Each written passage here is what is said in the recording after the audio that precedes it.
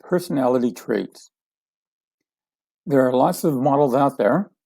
The Myers-Briggs is the most popular one, well known, and I'm going to be referencing to DISC, D-I-S-C. And it's important, or it's helpful, to know a person's, or to realize a person's personality traits. However, it's more important, once you understand a trait, on how to communicate to them, how to influence them, and persuade them. So I'm going to share with you one tip on how to work with what some people may consider as difficult clients or difficult people, dominant, a driver, someone who's very direct. And I'll give you one language pattern to work with them. And then some other key elements that you need to know and understand. And as I say, it's important to understand why a person has a certain personality trait so that you're not shocked when they respond or react in a certain way. You just say, okay, this person is dominant, or this person is cautious. That's why they're asking me all these questions. And once you understand that and know how to talk their language, you can then have a conversation that is very compelling. You can influence them, persuade them to see things differently, to take action if it's appropriate. If it's selling, and my program on conversational selling is to have great conversations, not to try to force them to do something. Or if you're recruiting, if you're building a team, in conversational recruiting, all of this comes into play as well. And I'm going to be referencing the DISC model. D-I-S-C. D stands for dominant, direct, or demanding. Usually could be a CEO of a company or owner of a business. They're used to being direct and being in control.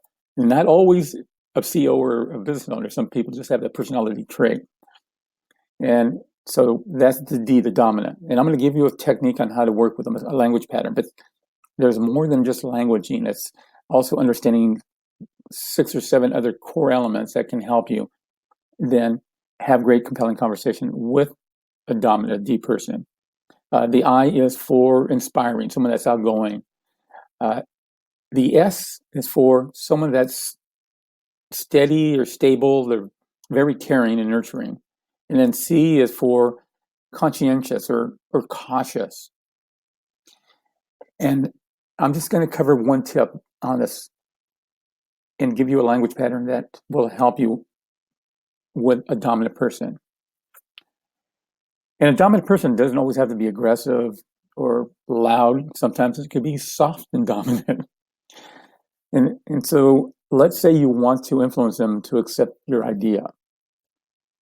And it could be, you probably already know this, having a retirement plan for your family is a great thing because your family is going to be protected and you're going to be able to sleep peacefully at night.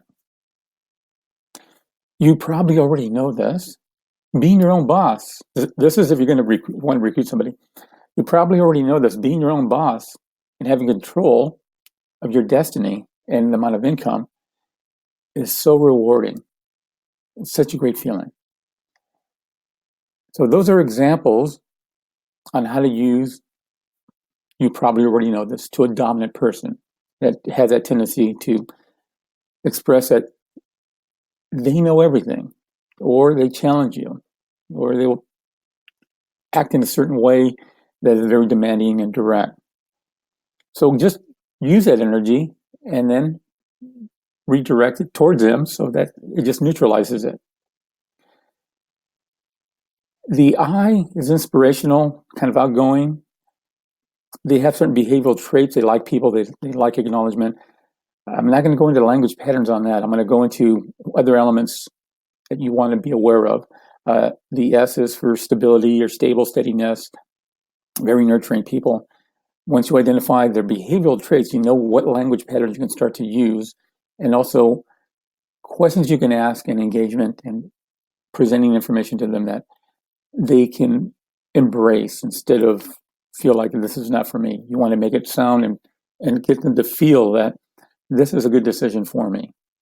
And this is where you don't want to present the way you think they need to hear it. You want to present information the way they need to experience it and hear it. And so the next is the C for cautious or conscientious. And they're very protective. As you identify that, you know, okay, I need to make these families or this family or these people feel protective and safe. And so what can I say? What can I do? So those are just some core things. The other elements you want to be aware of that are also influential in having conversations that are influential with all of these different categories is someone towards or away. And I'm just going to just highlight them. I'm not going to go into detail. They're in the program if you want to really study and master these and have fluid, natural, compelling, magnetic conversations with people. And you want to understand their personality styles and how to use that in a way of having conversations that, as I mentioned, are compelling. So towards or away is where somebody may be subconsciously motivational driver would be to go towards and achieve something or to away to avoid pain. They'll say it in the words or language. You can ask questions, you can pick it up. And once you do that, you then add that into your conversation of the action you want them to take. Something else, the third one that I want to touch on, well, the behavioral traits is the key one. And then towards and away. And then the next would be, are they a bottom line person or the procedural person? And procedural doesn't mean that they're analytical. Procedural just means they need to have a certain structure and you need to present it to them. Because if you present too much structure to a bottom line person, you will lose them. They will just feel overwhelmed. And if you don't present information in a certain structure to a procedural person, they will feel lost and out of control. Something else that's important is, are they an introvert or an extrovert? Because that will help you identify how you want to have conversations with them about how they feel inside because they're an introvert, or how others will see them as if they're an extrovert. And that also ties in line with, are they internal or external? Because some people will make decisions based on their feelings, how they're internally feeling it. External would be also how they make decisions based on social proof or testimonials. And as you identify that, you can blend that into your conversation. The other would be, are they visual? Do they need to see pictures? And this is only if they're extreme. This is not as important, but it's important to understand if they're an extreme visual person. And there's ways of identifying that.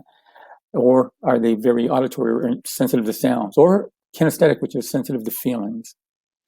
And as you identify them, if they're extreme, then you can have conversations that you can just blend in, sprinkle in certain words so that they get a sense that you really understand me. Or they see the presentation and the message with clarity. The next thing is just your voice. And there's other elements in regards to connecting with people and creating instant rapport. I just want you to be aware that your voice will also impact this. If you're working with a dominant person, they have a certain voice pattern, and you want to be aware of that. Usually it's kind of strong, maybe loud, maybe not. However, once you identify their voice and their voice pattern, then you want to be able to be flexible with your voice pattern and the way you're presenting information with your voice. And it's not changing you, it's just enhancing and having conversations the way you would normally do with people that you know. Because if you were going to be talking to, say, a little 2-year-old, you wouldn't talk loud, or you wouldn't yell at them or say certain words. You would kneel down and talk in their language or talk in their tone. You would connect with them. And so same thing, you need to be flexible with everybody in the DISC, with your voice, the words you use, your gestures, your motions, and how do you position yourself in the beginning, the way you frame yourself, so that you're presenting it and you're projecting a certain warmth and confidence, and that you're an industry leader, not a salesperson. And as all those elements come into play, you will have magical, magnetic conversations. Instead of sales presentations that can burn you out, you'll have them thinking about possibilities and enjoying the conversations and have them take action. That's what this program is all about. It's giving you those tools and enhancing what you already do and know, and using it to be more flexible with different personality traits or personality styles. So I wish you great success. Thank you for watching and listening. Bye now.